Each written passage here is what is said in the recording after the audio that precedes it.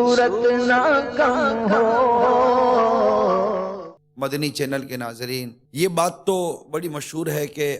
بیٹے یہ بڑے نافرمان ہوتے چلے جا رہے ہیں،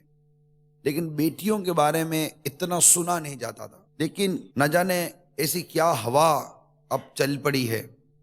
کہ کچھ عرصے سے بیٹیاں بڑی بے باک اور بڑی آزاد خیال اور والدین کی نافرمان ہوتی چلی جا رہی ہیں۔ بیٹیاں پہلے ایسی ہوا نہیں کرتی تھیں، اور مزاج سخت، بالخصوص والدہ کے ساتھ، کیونکہ دن رات اس کے ساتھ رہنا کرنا ہوتا ہے، دن رات کے اس کے ساتھ معاملات ہوتے ہیں۔ اور یہ مشہور ہے، آپ نے بھی سنا ہوگا کہ بیٹیاں باپ کی لاڈلی ہوتی ہیں، تو ماں کے ساتھ ان کی نوک جھونک، ہلکی پھلکی جھڑپ چلتی رہتی ہے۔ گھروں میں اس طرح کی باتیں سنی جاتی ہیں۔ سمجھ میں یہ نہیں آتا کہ اگرچہ گھر کے اندر دن رات رہنے والے یہ ماں اور بیٹی، ان کو آخر ایک میں سے کون کس کا ادب کرے، کون کس کی تعظیم کرے، کون کس کے آگے اپنی نظریں جھکائے، کون کس کے آگے زبان بند رکھے، کون کس کے آگے کیا اپنا رویہ اور سلوک اختیار کرے۔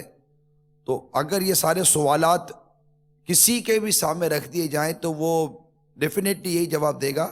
کہ بیٹی کا ہی کام ہے کہ اپنی ماں کے آگے اپنی آواز کو نیچی رکھے، اس کی تعظیم کرے، اس کا ادب کرے، اس کا احترام کرے۔ اگر جس طرح اس کے والد صاحب کا یہ بسا اوقات ادب کرتی ہے، احترام کرتی ہے، والد صاحب آتے ہیں تو پانی پیش کر دے، یا والد صاحب آتے ہیں تو وہ ان سے مسکرا کر یا اس کی دل جوئی کے انداز میں کر اسے بات چیت کرے، تو کیا اس رویے کا حق اس کی ماں نہیں رکھتی جو اس کو دن رات سنبھالتی ہے، پالتی ہے، پوستی ہے؟ ماں نے تو بہت ساری خدمتیں کی ہوئی ہوتی ہیں، باپ کی قربانیاں یا باپ کی خدمت اپنی جگہ پر ہوتی، لیکن ماں کی خدمات کو نظر انداز تو نہیں کیا جا سکتا، نہ بیٹے کو کرنا چاہیے۔ کہ رب کریم نے سورہ نساء میں واضح طور پر ہمیں ارشاد فرمایا وَاعْبُدُوا اللَّهَ وَلَا تُشْرِكُوا بِهِ شَيْئًا، اور اللہ کی بندگی کرو اور اس کا شریک کسی کو نہ ٹھہراؤ۔ وَبِالْوَالِدَيْنِ اِحْسَانًا، اور ماں باپ سے بھلائی کرو۔ ہمیں ہمارا رب عز و جل ارشاد فرما، اللہ تعالیٰ کلام پاک میں ارشاد فرما، اور ہمیں ہمارے ماں باپ کے بارے میں ارشاد فرما، اور اپنی عبادت جہاں بیان فرما رہا ہے کہ میرے سوا کسی کو شریک نہ ٹھہراؤ، اپنی عبادت کے بعد فوراً ہی جس بات کا حکم ارشاد فرما رہا ہے وہ یہ ہے کہ اپنے ماں باپ، اپنے والدین کے ساتھ بھلائی کرو۔ اس کی تفسیر میں صد الافاضل نعیم الدین مراد آبادی علیہ رحمۃ الہادی لکھتے ہیں کہ اپنے ماں باپ کے ساتھ بھلائی کرو۔ کیا بھلائی کرے، کیسے بھلائی کرے، اس سے کیا مراد ہے؟ تو بھلائی کیسے کرنی؟ والدین کا ادب بجا لانا ہے، ان کی تعظیم کرنی ہے، ان کی خدمت میں مستعد رہنا ہے، یعنی ان کی خدمت میں چاق و چوبند رہنا ہے، ہر وقت ان کی خدمت کے لیے خود کو گویا کہ حاضر رکھنا ہے، اور ان پر خرچ کرنے میں کمی نہ کرے۔ ماں باپ نے اپنی اولاد پر خرچ کرنے میں کمی نہیں کی تھی،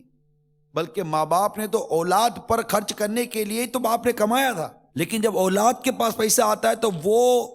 ماں باپ کے لیے وہ ذہن نہیں رکھتا جو اولاد کے لیے ماں باپ ذہن رکھتے تھے۔ یہ تو بالکل میں بدیہی سی بات، بالکل واضح سی بات کر رہا ہوں۔ ماں بیٹی کو دیتے وقت یہ نہیں سوچتی تھی کہ یہ میرا ہے نہ یہ تیرا ہے، بیٹی ماں کو دیتے وقت ضرور یہ کہتی ہے مامی امی یہ تو تمہارا ہے نا، یہ تو میرا ہے نا۔ ارے آپ کی ماں نے کب کہا تھا کہ بیٹی یہ تمہارا ہے یہ میرا ہے؟ ماں تو یہ کہہ کر آج تک زیور جمع کرتی رہی، اپنا سونا جمع کرتے رہی، باپ اپنا سرمایہ جمع کرتا رہا کہ جب میری بیٹی بڑی ہو جائے گی اور جب اس کی شادی ہوگی تو شادی کے وقت مجھے اس کو اتنا سونا،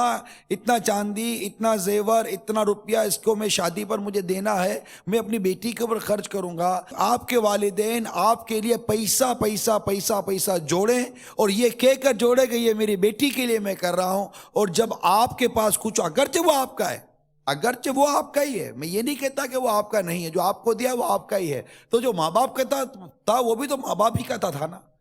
لیکن ایک بچی کا دل خوش ہوتا ہے کہ ہمارے ماں باپ کہتے ہیں نہیں نہیں بیٹا یہ تمہارا ہے۔ اگر ماں باپ کا جی خوش کرنے کی طبیعت بن جائے اولاد کی، یہاں مراد میں ابھی صرف بیٹی لے رہا ہوں، مثال کے طور پر کپڑے پہننے، امی کون سے کپڑے پہنو، آپ جو کہیے میں وہ پہنتی ہوں، یہ جو جملے ماں نے ہو سکتا ہے کہہ دینا ہے بیٹی جو تمہاری سمجھ میں آتا ہے پہن لو، لیکن آپ کا یہ جملہ امی کون سے کپڑے پہنو، ارے بچپن میں جب نہیں پہن سکتی تھی ماں جو پہناتی تھی پہنتی تھی، اور آج ماں کہتی ہے بیٹی آج میں چاہتی ہوں تو یہ کپڑے یار امی آپ کیا تو مطلب نہیں چھوڑو ہے میں اپنی مرضی سے کپڑے پہنوں گی. اگر ماں کا جی خوش کرنے کے لیے، ماں کا دل خوش کرنے کے لیے اگر ماں کی فرمائش کے مطابق دو کپڑے پہن لیے، باپ کا دل خوش کرنے کے لیے اگر کوئی دو چار کام میں سے کر لیے، تو غور کیجئے کہ جو ماں باپ کا دل خوش کرے، ماں باپ کے ساتھ اچھا سلوک کرے، اس کو اللہ تبارک و تعالی اس کے پیارے حبیب صلی اللہ تعالی وسلم کی بارگاہ سے اجر کتنا ملے گا. میرے آثار کا صدقہ الہی میرا جذبہ کسی صورت نہ کم ہو. صلو علی الحبیب صلی اللہ تعالی علی محمد. مجھے اپنی اور ساری دنیا کے لوگوں کی اصلاح کی کوشش کرنی ہے انشاءاللہ.